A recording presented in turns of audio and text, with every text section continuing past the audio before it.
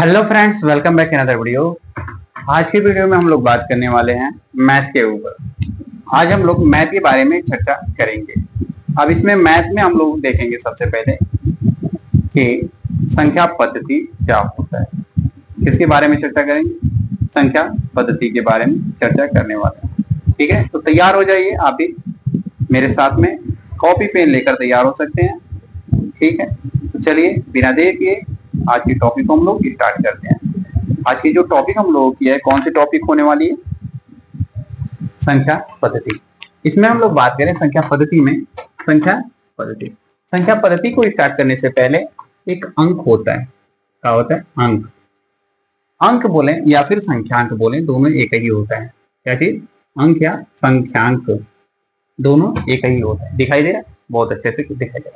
चलिए, अंक बोले या संख्यांक बोले तो ये क्या होता है? तो 0 1 2 3 4 5 6 7 8 9 एंड इतना ही। इसी को हम लोग क्या नाम देते हैं? संख्यांक नाम देते हैं। अब बात करते हैं संख्या का। संख्या क्या होता है? तो संख्या या अंकों के मेल को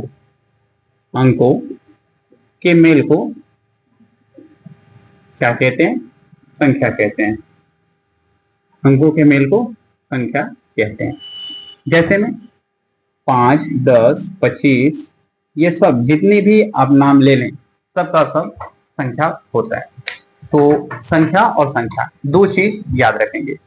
अब इसमें हम लोग थोड़ा सा बात करें कि ये जो संख्यांक देखा है, ये संख्यांक केवल एक ही डिजिट में है और संख्या एक डिजिट या एक से अधिक डिजिट में हो सकता है। तो इस चीज को याद रखकर चलेंगे। ठीक है, तो इसमें हम देर नहीं करेंगे, इसके आगे हम लोग पढ़ेंगे। तो इसके आगे जैसे ही बढ़ेंगे वैसे ही हम लोगों को मिलता है संख्या पद्धति।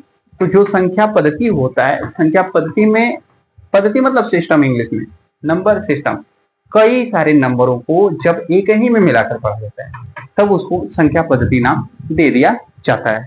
ठीक है, जब कई सारे संख्याओं को एक ही में मिलाकर पढ़ा जाता है तो क्या नाम दे दिया जाता है? संख्या पद्धति नाम दे दिया जाता है। तो सबसे पहले इसमें हम लोग बात करेंगे धनपूर्ण संख्या। इसका धनपूर्ण संख्या का। तो धनपूर्ण संख्या क्या होता है? तो प्राकृतिक संख्याएं या प्राकृतिक संख्याएं धन पूर्णांक कहलाती हैं। प्राकृतिक संख्याएं या प्राकृतिक, दोनों देखिए कैसे लिखा जाए। प्राकृतिक संख्याएं या प्राकृत या प्राकृतिक संख्या, नाम देखिएगा दोनों में से कोनो नाम मिल सकता है आपको। तो ये जो संख्याएं हैं धन पूर्णांक कहलाती। कौन सी? प्राकृतिक संख्या को क्या कहेंगे? धन पूर्णांक संख्या कहेंगे। उसके बाद आते हैं धन पूर्णांक के बाद में हम लोग ऋण पूर्णांक में आ जाते हैं। तो इसमें ऋण पूर्णांक में देखें तो ऋणात्मक पूर्णांक को ऋण पूर्णांक संख्या कहते हैं। कैसी? ऋणात्मक पूर्णांक को ऋण पूर्णांक कहते हैं। ऋणात्मक बस लगा देना, ऋणात्मक पूर्णांक को ऋण पूर्णांक कहते हैं। आगे आए तो आगे हम लोगों को मिल जाएगा पूर्णांक संख्या। पूर्णांक संख्या, तो पूर्णांक संख्या की बात करें तो ये जो ऋण पूर्णांक है और जो धन पूर्णांक अभी हम लोग देखें और उसमें एक मिला लेंगे शून्य। कैसी? ऋण पूर्णांक, शून्य और धन पूर्णांक, ये तीनों जब मिल जाते हैं एक दूसरे में तब वही बना लेते हैं पूर्णांक संख्या। आई होप क्लियर होगा। इसका एग्जाम्पल हम लोग देख सकते हैं कि इधर बीच में 0 कर लेते हैं, 1 2 3 डॉट डॉट और अनंत कर सकते हैं। इधर -1 -2 -3 डॉट डॉट अनंत कर सकते हैं। ठीक है, तो ये रहा आपका पूर्णांक संख्या का। तो यहां से हम लोग देखें तो धन पूर्णांक हो जाता है, यहां से देखें तो ऋण पूर्णांक हो जाता है। ठीक, अब ये जो शून्य बच गया, अब शून्य सहित यदि धन पूर्णांक को ले लें तो वही कहलाता है हमारा पूर्ण संख्या। क्लियर हुई बातें? पहला हम लोगों ने बात किया कि ऋण पूर्णांक क्या होता है, धन पूर्णांक क्या होता है, और उसके बाद हम लोगों ने हिल गया तुरंत पूर्णांक संख्या। अब ये जो पूर्णांक संख्या है, पूर्णांक संख्या के बाद तुरंत आते हैं पूर्ण संख्या, जो कि शून्य के साथ में धन पूर्णांकों को यदि ले लेते हैं तो वही बनता है हमारा कैसी? पूर्ण संख्या। आई होप इतनी बातें आपको क्लियर हो गई होंगी। इसके आगे जैसे ही हम लोग बढ़ेंगे हम लोगों को मिल जाएगा सम संख्याएं। क्या देखने को मिली है? सम संख्याएं। सम संख्याएं क्या होती है? तो जो संख्या 2 से कट जाती है उसे सम संख्या कहते हैं। जैसे 2 4 6 डॉट डॉट डॉट अनंत। ठीक है, इसके आगे हम लोग बढ़े तो आगे हम लोगों को मिलेगा विषम संख्याएं। तो ये संख्याएं जो दो से नहीं कटती हैं विषम संख्याएं कहलाती हैं। ये चीजें आपको पता होंगी, इसीलिए हम जल्दी जल्दी इससे आगे निकलेंगे। जैसे ही हम लोग इससे आगे निकलेंगे वैसे ही हम लोगों को मिलेगा, क्या मिलेगा, ध्यान देंगे आगे क्या हमको देखने को मिलेगा, भाज्य संख्याएं। क्या चीज, भाज्य संख्याएं। अब ये भाज्य संख्याएं क्या होती हैं, तो इन्हें ध्यान से देखिए। जो संख्याएं स्वयं तथा एक, जो संख्याएं स्वयं, इसको याद रखिए, स्वयं और वन, स्वयं तथा एक के अतिरिक्त अन्य किसी संख्या से विभाजित हो जाती है उसे भाज्य संख्या कहते हैं। तो दो चीज इसमें याद रखना, एक तो खुद स्वयं से कट रही है और दूसरा एक से कट रही है, तब उसको हम लोग नाम दे रहे हैं भाज्य संख्या। क्लियर है? उसके आगे हम लोग बढ़े तो जैसे में इसको देख सकते हैं, सबसे छोटी भाज्य संख्या बोलेंगे तो क्या हो जाएगी, 4 होगी। इसको याद रखिएगा, बहुत ज्यादा काम देगी। सबसे छोटी भाज्य संख्या क्या होगी, 4 होगा। क्लियर है? अब इसके आगे बढ़ते हैं तो आगे हम लोगों को मिल जाएगा, अगला मिलता है हम लोगों को कौन सी संख्या, अभाज्य संख्या। अभाज्य संख्या, अभाज्य संख्या में हम लोग बात करें, अभाज्य संख्या में देखें तो अभाज्य संख्या में हम लोगों को मिलता है कि जो संख्या एक और स्वयं के अतिरिक्त किसी अन्य से न कटे। भाज्य संख्या में कट जाए, अभाज्य संख्या में नहीं कटेगा, तो उसको हम लोग बोल देंगे अभाज्य संख्या। क्लियर है? जैसे में 2, 3, 5, 7, 11, ये जो देख रहे हैं आप इसको कहते हैं अभाज्य संख्या। इसके आगे हम लोग बढ़े तो आगे हम लोगों को मिल जाएगा सह अभाज्य संख्या। नाम क्या है, सह अभाज्य। सह मतलब साथ में, अभाज्य तो दो संख्या जब साथ में रहेगी तो उसको कहेंगे हम लोग सह अभाज्य संख्या। युग्म होना चाहिए, क्या होना चाहिए, युग्म होना चाहिए। तो कहेंगे संख्याओं का वह युग्म जिसमें एक के अतिरिक्त कोई अन्य उभयनिष्ठ गुणनखंड न हो। जैसे में 2 और 5 में स अभाज्य, अभाज्य होनी चाहिए, दोनों ही अभाज्य होनी चाहिए, लेकिन साथ में होने चाहिए, युग्म होना चाहिए। ठीक है? जैसे 2 और 5 दोनों क्या है, अभाज्य हैं। और 3 और 7, यहाँ पे देखें 5 और 7, यहाँ पे 8 और 11, 8 को देखकर कहेंगे कि ये कहां से आ गया, अभाज्य संख्या कहां है, अभाज्य संख्या कहां। इसमें क्या बात किया गया कि युग्म होना चाहिए जिसका केवल एक के अलावा कोई उभयनिष्ठ न हो। तो देखिए इन दोनों में उभयनिष्ठ, उभयनिष्ठ का मतलब होता है कॉमन। 8 और 11 में केवल एक ही कॉमन लिया जा सकता है, 2 नहीं लिया जा सकता। जिसमें केवल एक ही उभयनिष्ठ होता है उसको हम लोग क्या कहते हैं, सअभाज्य संख्या कहते हैं। तब तो सर जी ऐसे भी कह सकते हैं कि 9 और 11, हाँ बिल्कुल कह सकते हैं, 9 11 कह सकते हैं। ठीक है, आगे बढ़े तो आगे हम लोगों को मिलेगा परिमेय संख्या। क्या मिलेगा, परिमेय संख्या। देख रहे हैं परिमेय संख्या। परिमेय संख्या में देखा जाए तो जिसे p/q के रूप में लिखा जा सकता है उसे क्या कहते हैं, परिमेय संख्या कहते हैं। लेकिन q का मान जो है 0 नहीं होना चाहिए। क्लियर? परिमेय संख्या किसे कहेंगे, जो p/q के रूप में व्यक्त की जा सके लेकिन q बराबर 0 नहीं होना चाहिए। जैसे में ये जो देख रहे हैं 5, 7, 5, 22/7, 7/9, ये सब जो संख्याएं देख रहे हैं आप, ये हैं परिमेय संख्या। ठीक है, आगे बढ़े तो अपरिमेय संख्या देखने को मिलती है। अपरिमेय संख्या क्या होती है, जिन्हें p/q के रूप में नहीं व्यक्त किया जा सकता, जिन्हें p/q के रूप में नहीं व्यक्त किया जा सकता उसे कहते हैं अपरिमेय संख्या।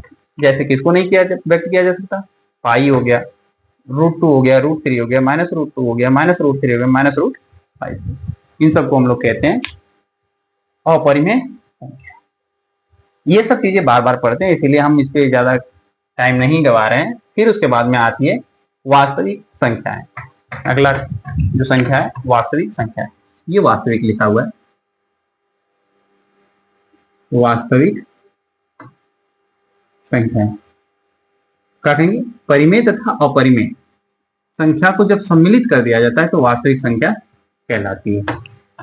वास्तविक संख्या किसे कहेंगे, जब परिमेय संख्या और अपरिमेय संख्याओं दोनों को सम्मिलित कर दिया जाता है तो उसको कहते हैं वास्तविक संख्या। अब इस वास्तविक संख्या का एग्जांपल देख रहे हैं, -1, 2/3, -4/7, पाई, तो √3 ये सब की सब आ जाएंगी इसमें वास्तविक संख्या के अंतर्गत आएंगे। ठीक है, आई होप ये सब जो संख्या है आपको क्लियर है। यदि क्लियर नहीं है तो आप वीडियो को रोक कर नोट कर सकते हैं। ठीक है, अब इसमें ज्यादा नहीं टाइम देना पड़ता है क्योंकि आप लोग बहुत दिनों से ये सब पढ़ रहे हैं, बचपन से ही पढ़ रहे हैं, इसीलिए टाइम वेस्ट करना बेकार है। तो चलिए आगे बढ़ते हैं। तो आगे हम लोग को मिलेगा क्रमागत पूर्णांक। क्रमागत पूर्णांक, जब किसी संख्या में हम एक एक ऐड करते जाते हैं तो क्रमागत नहीं होता है। मान लीजिए x है तो x का क्रमागत क्या हो जाएगा, तो x में 1 जोड़ेंगे, 2 जोड़ेंगे, 3, ऐसे एक एक जोड़ते बढ़ाते जाएंगे तब हमको मिल जाएगा क्रमागत संख्याएं मिलती जाती हैं। उसके बाद क्रमागत सम आता है। क्रमागत सम, इस क्रमागत सम में हम लोग बात करें तो सम में 2 जोड़ते जाएंगे। इसमें क्रमागत में 1 जोड़ रहे हैं लेकिन वही क्रमागत सम में हम लोग क्या जोड़ेंगे, 2 ऐड करते हुए चलेंगे, तब हमको मिल जाएगा क्रमागत सम संख्याएं। आई होप इतनी बातें क्लियर होंगी। अब इसको हम पढ़कर टाइम वेस्ट नहीं करना चाहते हैं, आप लोगों को पता होगा ये सब चीजें। आगे आते हैं क्रमागत विषम संख्याएं। विषम संख्या, क्रमागत विषम संख्याएं में हम लोग क्या ऐड करते जाएंगे, 2 इसमें भी ऐड करते जाएंगे क्योंकि विषम में होनी चाहिए। विषम मान ले पहला x हो गया तो दूसरा क्या होगा x+2, फिर x+4, x+6। ठीक, तो उसमें विषम मिलता जाएगा। जैसे देख रहे हैं विषम मान लिया गया, कोनो मान लीजिए x है, x कोई विषम संख्या है, इसमें 2 जोड़ दिया जाए, 4, 6, 8, तब ऐसे हमको आगे की संख्याएं मिलती जाएंगी। आगे ऋण संख्या अथवा अभाज्य संख्या की पहचान कैसे, ये चीज थोड़ा सा इंपॉर्टेंट लग रहा है, तो इसे देखें। ये जो क्वेश्चन बनाया जाए, ऋण संख्या अथवा अभाज्य संख्या का पहचान कैसे करें, पहचान कैसे करें, तो इसको देखना जरूरी है। ऋण या अभाज्य संख्या को कैसे पहचानें, तो इसको देखिएगा। ऋण या अभाज्य संख्या है तो कोई संख्या अभाज्य संख्या है या नहीं, यह निर्णय करने के लिए सर्वप्रथम दी गई संख्या के ठीक बाद वाली वर्ग संख्या, इसका वर्ग संख्या का वर्गमूल ज्ञात करते हैं। क्या ज्ञात करते हैं, वर्ग संख्या का वर्गमूल ज्ञात करते हैं। पहला कदम उठाएंगे, दी गई कोनो संख्या उसके पास का वर्ग संख्या देखेंगे और वर्गमूल ज्ञात कर लेंगे। उसके बाद दूसरा कदम उठाएंगे, इस वर्गमूल से छोटा अभाज्य संख्या, इस वर्गमूल से छोटा अभाज्य संख्याओं से दी गई संख्या की भाज्यता की जांच करते हैं। दूसरा भाज्यता की जांच, पहला वर्ग छोटी वर्ग का वर्गमूल कर लेंगे, दूसरा भाज्यता की जांच करेंगे, तीसरा इन अभाज्य संख्याओं में से किसी भी एक द्वारा विभाजित होने पर वह भाज्य संख्या कही जाएगी और विभाजित न होने पर उसको क्या कहेंगे, देख लीजिए, विभाजित होगी तो भाज्य और विभाजित नहीं होगी तो अभाज्य कहेंगे। जैसे 241 दे दिया गया, 241 दे दिया। अब इसको हमको चेक करके बताना है कि बताइए ये संख्या जो है भाज्य है अथवा अभाज्य है, भाज्य है अथवा अभाज्य है।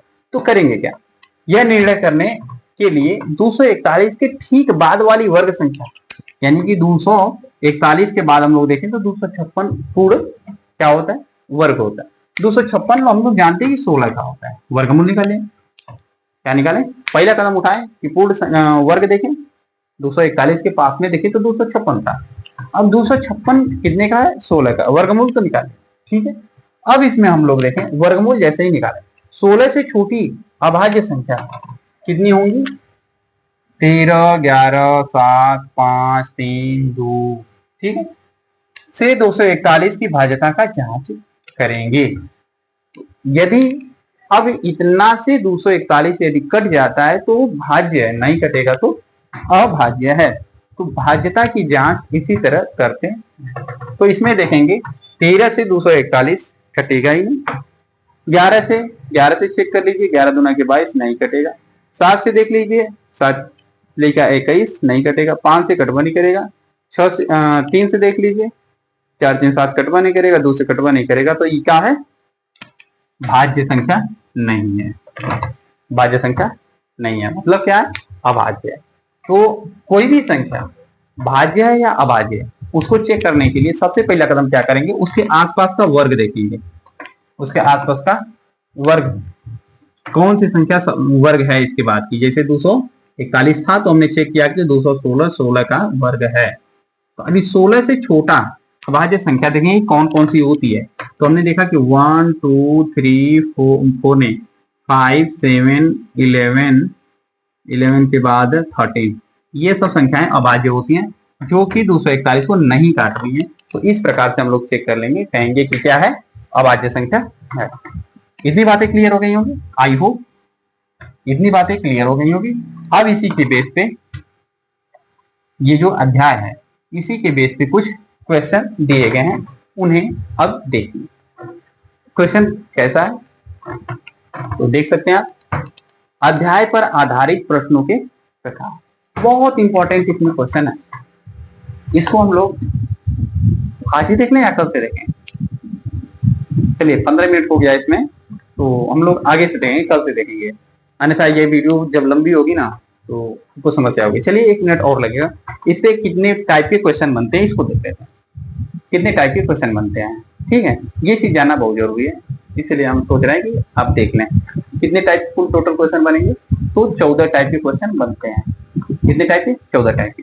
पहला जो बनता है प्राकृतिक संख्या के योग पर आधारित बनता है। दूसरा संख्याओं के वर्ग एवं घन के आधार पर, पहला योग के आधार पर, दूसरा वर्ग के आधार पर और घन के आधार पर, तीसरा योग अंतर और गुणा, योग अंतर गुणा के आधार पर, अगला भाग विधि पर आधारित, अगला गुणा और भाग दोनों पर आधारित होगा, 6 नंबर गुणनखंड पर आधारित होगा, 7 नंबर भाज्यता पर आधारित होगा, 8 नंबर घातांकी भाग पर आधारित होगा, 8 नंबर। ठीक है, कौन कौन सा देख लिए?